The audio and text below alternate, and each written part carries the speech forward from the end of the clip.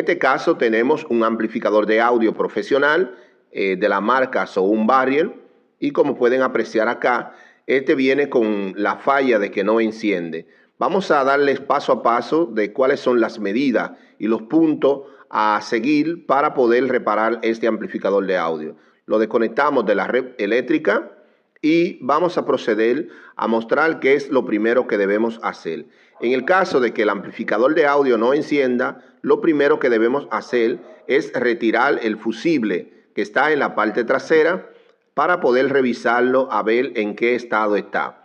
Ya yo he hecho algunas revisiones y este fusible está totalmente calcinado. Hubo un cortocircuito tan grande que el fusible se rompió dentro y está totalmente calcinado. En el caso de estos equipos de audio, yo sustituyo lo que es el portafusible por un fusible breaker o un breaker de recuperación, el cual al momento de dispararse lo que hace es que hay que resetearlo, y así evitamos el estar cambiando los fusibles. Aquí en los cables donde va el fusible ya he puesto lo que es un bombillo en serie para poder observar el cortocircuito. Pueden apreciar que le damos al mando de encendido y el foco en serie o nuestra lámpara de bombillo en serie lo que hace es que enciende totalmente. Así que vamos a proceder a revisar nuestro amplificador de audio paso a paso para que ustedes también puedan aprender a reparar estos equipos, que no son del nada complejos para repararlo.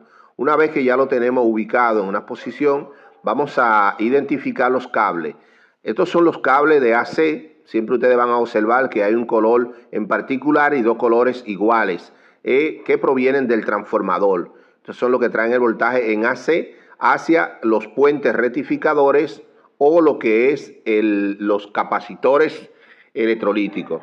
Los cables que vienen ya de la rectificación, los cables simétricos o voltaje simétrico, siempre se identificarán por tres colores, que es azul comúnmente como voltaje negativo proveniente de los capacitores electrolíticos, rojo como positivo, que también viene de los capacitores electrolíticos, y negro, que viene de tierra chasis o GND. En caso, los tornillos o la carcasa del amplificador son tierra chasis o GND. Vamos a observar que si encendemos, sigue la serie como quiera directa, y lo que vamos a hacer es hacer algunas desconexiones. En este caso, desconectamos los módulos de su voltaje simétrico para poder hacer la prueba. Desconectamos uno primero para ver qué tal se comporta la serie y le damos al mando de encendido. Pueden observar que la serie se mantiene encendida con un solo módulo conectado. Aquí lo que haremos es desconectar el próximo módulo, en este caso es el canal número 2, y luego que lo desconectamos ya no tendremos ningún tipo de conexión entre el transformador y el banco de capacitores y los módulos. Estos conectores, cuando ustedes los quiten, no tengan miedo, ya que ellos no entran de otra manera que no sea de la manera indicada. Así que tienen su posición como debe de ir. Pueden observar que aquí la serie se apaga completamente. Se va apagando poco a poco, pero indica que el cortocircuito puede ser que esté en los módulos de potencia. Pero también hay casos en los amplificadores de audio que los voltajes están desfasados en el banco de capacitores. Cuando digo desfasado, quiere decir que el voltaje, que debe de ser simétrico, si hay 90 voltios más 90 o 100 más 100 o 110 más 110, muchas veces está al doble en un lado y a la mitad en otro. O sea, si tenemos 90 de un lado, del otro lado tenemos 180 y de un lado tenemos la mitad. O sea que está desfasado en los capacitores. Entonces, cuando se conectan los módulos a este voltaje, siempre puede haber un cortocircuito en la serie. Así que lo primero que debemos hacer es, cuando desconectamos los módulos, es medir el voltaje en la escala de DC con nuestro tester, tomando tierra y chasis como referencia, con la punta negra del tester y con la punta roja hacia el voltaje positivo medimos y tenemos 78 voltios positivos, y si medimos al otro lado vamos a obtener la medida de 78 voltios negativo, lo que indica que nuestro voltaje está completamente simétrico y si medimos de extremo a extremo, tendremos el doble de voltaje. Estos son los primeros pasos a chequear, ver que el voltaje en el banco de capacitores esté estable. Es lo más importante. Luego ya lo que haremos es algunas pruebas entre los módulos para detectar cuál de los dos módulos es que está fallando. Así que no te olvides darle like y compartir.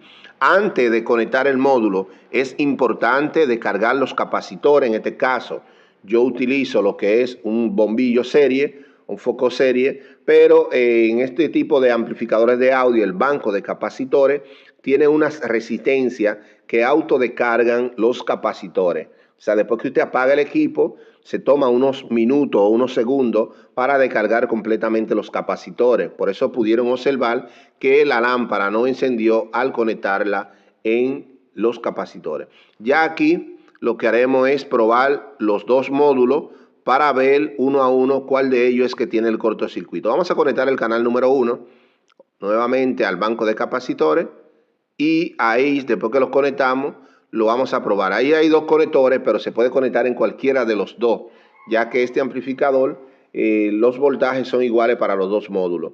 Y aquí pueden apreciar que la lámpara ahora enciende, pero se va apagando poco a poco, lo que indica que este módulo no tiene cortocircuito. El que no tenga cortocircuito no significa que no esté dañado. Puede ser que no esté dando audio, que no haya cortocircuito, pero no esté dando audio. Pero lo importante es que sabemos que no hay un gran cortocircuito en ese módulo. Aquí he puesto el amplificador ya de frente. Vamos a darle el mando de encendido y ustedes podrán observar que la protección enciende de ambos canales, aunque hay un canal desconectado, y esperamos a que se activen los relevos para poder ver que el amplificador esté haciendo todas las funciones adecuadas en este módulo, que es el que está intacto, y el que tenemos desconectado es el que procederemos a revisar. Hay unos conectores que llevan cables diversos, conectores de 6 cables, 4 cables y 3 cables y así, que van conectados a la tarjeta driver o impulsora.